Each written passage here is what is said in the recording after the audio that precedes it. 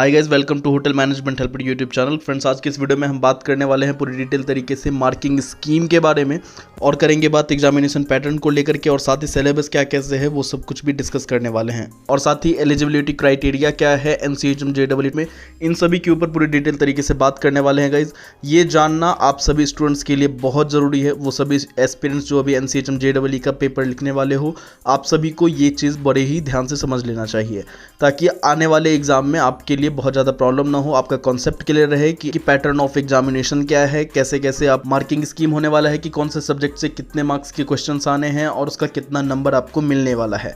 अब क्योंकि NCHM JEE में नेगेटिव मार्किंग भी है, तो आपको नेगेटिव मार्किंग से कैसे बचना है, उसके लिए क्या स्ट्रेटजी होनी चाहिए, साथ ही नेगेटिव मार्किंग का जो स्कीम है टोटल वो किस तरीके से है, आपके गलत आंसर्स पे कितने मार्क्स कटेंगे, ये सब कुछ पूरी डिटेल तरीके से आज के इस वीडियो में हम लोग जानने वाले हैं। फ्रेंड्स, तो वीडियो को विदाउट स्किप किए हुए लास्ट तक जरूर देखें, जिससे आपका जो भी कॉन्सेप्ट है वो क्लियर रहे। अब वैसे स्टूडेंट्स जिन्होंने एनसीएचएम जेईई 2025 का ऑनलाइन एप्लीकेशन फॉर्म को फिल नहीं किया है और आप टेंशन में हो कि अब आप एडमिशन कैसे लोगे गवर्नमेंट होटल मैनेजमेंट कॉलेज में, सो डोंट वरी, आप जस्ट यहाँ स्क्रीन पे दिए गए कॉन्टैक्ट नंबर पे कॉन्टैक्ट कर लो, व्हाट्सअप कर लो।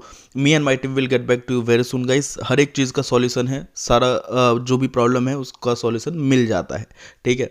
तो अगर आप टेंशन में हो कि अब आप एडमिशन कैसे लोगे, तो जस्ट आप व्हाट्सएप पे कांटेक्ट कर लो, या फिर नीचे डिस्क्रिप्शन बॉक्स में गूगल फॉर्म का लिंक दिया गया है, आप उसको भी फिल कर सकते हो। तो चलो यार, पहले बात कर लेते हैं यहाँ पे मार्किंग स्कीम और टाइप ऑफ क्वेश्चंस के बारे में। सो आपका जो है क्वेश्चन वो एमसीक्यू रहने वाला है गाइज, मल्टीपल चॉइस क्वेश्चंस आपके एग्जाम में आने वाले हैं। सीबीटी यानी कि कंप्यूटर बेस्ड टेस्ट होता है आपका एनसीएचएम जेईई में। तो यहाँ पे जो टाइप्स ऑफ क्वेश्चंस है इसमें देख लो आप, सबसे पहले तो numerical ability and analytical aptitude से टोटल 30 क्वेश्चंस आने वाले हैं। यहाँ पे फिर से रीजनिंग एंड लॉजिकल डिडक्शन में भी आपके 30 क्वेश्चंस आएंगे। General knowledge and current affairs में भी आपके 30 क्वेश्चंस आने हैं। इंग्लिश लैंग्वेज में फ्रेंड्स यहाँ पे आपके टोटल 60 क्वेश्चन आएंगे। एप्टीट्यूड फॉर सर्विस सेक्टर है, इसमें 50 क्वेश्चंस रहने वाले हैं। मीन्स जो आपका ऊपर का 3 सब्जेक्ट है, न्यूमेरिकल एबिलिटी, रीजनिंग हो गया, जनरल नॉलेज हो गया, इन सभी में 30 क्वेश्चंस रहेंगे। इंग्लिश लैंग्वेज में 60, तो सर्विस एप्टीट्यूड में आपके टोटल 50 क्वेश्चंस होने वाले हैं। मीन्स टोटल 200 क्वेश्चंस आएंगे आपके एग्जाम में, जिसके लिए आपको टोटल 400 मार्क्स मिलने हैं। अभी जब मैं आगे नेगेटिव मार्किंग के बारे में डिस्कस करूंगा, तब वहां पे क्लियर हो जाएगा कि क्वेश्चंस के सही होने पे, एक क्वेश्चन के सही होने पे आपको कितने मार्क्स मिलेंगे, अगर आप गलत कर देते हो तो उसमें से आपके कितने मार्क्स कटने वाले हैं, एंड साथ ही अगर आप कोई भी आंसर टिक नहीं करते हो तो उसके लिए क्या रिजल्ट रहने वाला है। अभी तो आप ये जान लो कि आपके एग्जाम में टोटल 200 क्वेश्चंस आने वाले हैं, जिसके लिए आपको 400 मार्क्स मिलेंगे गाइज। मीन्स एक क्वेश्चन के सही करने पे आपको 4 मार्क्स मिलेंगे। इसके लिए जो टोटल टाइम ड्यूरेशन है वो फ्रेंड्स 3 आवर्स का होगा, 180 मिनट्स आप बोल सकते हो, ठीक है। तो ये जो एग्ज़ाम है वो टोटल 3 घंटे का होने वाला है आपका।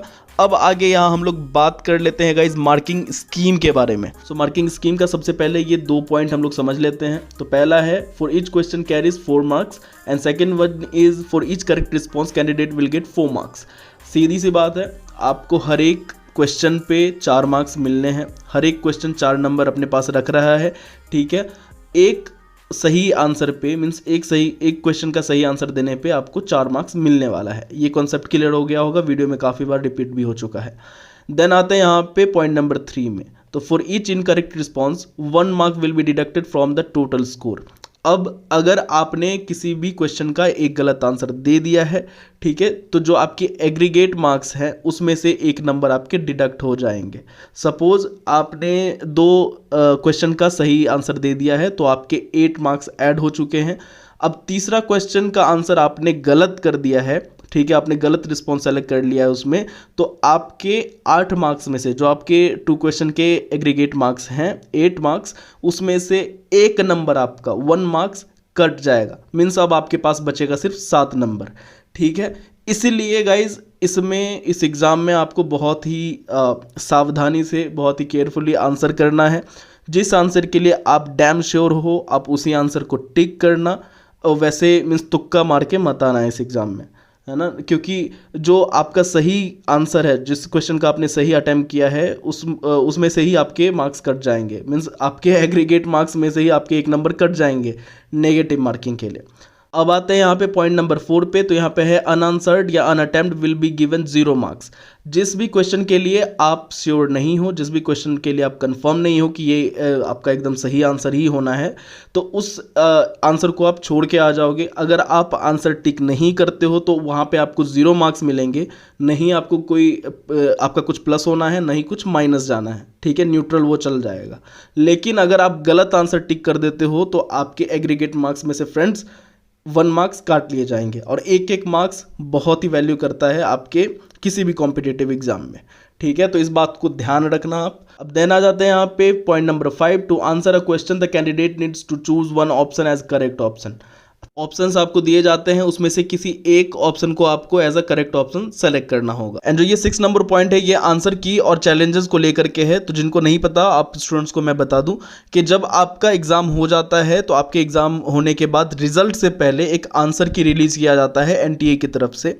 उस आंसर की से आप अपने आंसर को मिला सकते हो। जो आंसर आपने अपने एग्जाम हॉल में टिक करा है उस आंसर को उससे मिला सकते हो। अगर कुछ उसमें चेंज होता है, सपोज आपको लगता है कि किसी क्वेश्चन का एनटीए की तरफ से गलत आंसर वहां दिया, तो आप उस आंसर को लेकर के चैलेंज कर सकते हो। वहां पे चैलेंज करने का ऑप्शन दिया गया रहता है।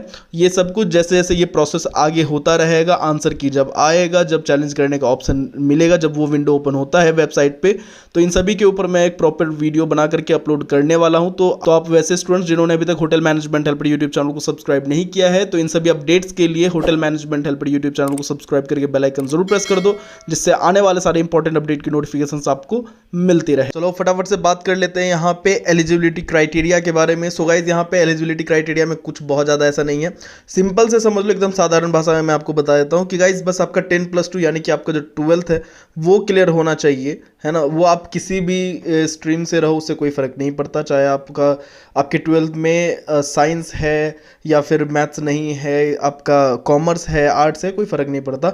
बस आप 12th पास होने चाहिए और आपके 12th में एक इंग्लिश कंपलसरी सब्जेक्ट होना चाहिए, दैट्स इट। अगर ये दोनों है, आप 12 पास हो, आपके 12 में एक इंग्लिश सब्जेक्ट है, तो आप एलिजिबल हो NCHM JEE में बैठने के लिए, साथ ही होटल मैनेजमेंट कॉलेज में एडमिशन लेने के लिए गाइस। अब यहाँ पे आगे आप देख लोगे एज लिमिट की बात कर ले तो पहले ना कुछ एक एज लिमिट रहा करता था कि कुछ कैटेगरी, पर्टिकुलर कैटेगरी के लिए 25 साल, कुछ लोगों के लिए 27 या फिर 29 साल ऐसा करके रहता था। लेकिन अब जो है वो एज लिमिट नहीं रखा गया है according to new education policy guys. Age limit का जो एक एज बार था वो अब हटा दिया गया है, तो अब कोई भी एज के जो स्टूडेंट होंगे, कैंडिडेट यहाँ पे अप्लाई कर सकते हैं, होटल मैनेजमेंट के कॉलेज में एडमिशन ले सकते हैं गाइज। सो अभी के लिए बस इतना ही। उम्मीद करता हूँ कि आपको पता लग गया होगा कि NCHM JEE के लिए सिलेबस क्या है, मार्किंग स्कीम क्या रहने वाली है, एलिजिबिलिटी क्राइटेरिया क्या रहता है, इसी के साथ क्या कितने मार्क्स का क्वेश्चन आएगा, आपके एग्ज़ाम का पैटर्न क्या होगा, साथ ही टाइम ड्यूरेशन क्या होगी आपके एग्ज़ाम की। होप कि वीडियो आपको पसंद आया होगा, तो वीडियो को लाइक करें, मैक्सिमम शेयर करें सभी स्टूडेंट्स के पास, जिससे उनके भी हेल्प हो सके। अगर कोई भी कंफ्यूजन रह जाता है इस वीडियो में तो आप नीचे कमेंट बॉक्स में या फिर यहाँ व्हाट्सएप नंबर हाईलाइट हो रहा है, आप हमें व्हाट्सएप भी कर सकते हो गाइज। होटल मैनेजमेंट में एडमिशन से रिलेटेड या फिर किसी भी तरीके का होटल मैनेजमेंट से रिलेटेड कोई भी कन्फ्यूजन है आपको उसको क्लियर करना है, आप हमें व्हाट्सएप करो। Me and my team will get back to you very soon guys. अगर अभी तक आपने हमारे चैनल को सब्सक्राइब नहीं किया है तो NCHM सिटी से रिलेटेड हर एक लेटेस्ट अपडेट लेने के लिए hotel management helper YouTube channel को सब्सक्राइब करके बेल आइकन जरूर प्रेस कर दो, जिससे आने वाले सारे इंपॉर्टेंट अपडेट की नोटिफिकेशंस आपको मिलती रहे। वीडियो देखने के लिए बहुत बहुत धन्यवाद।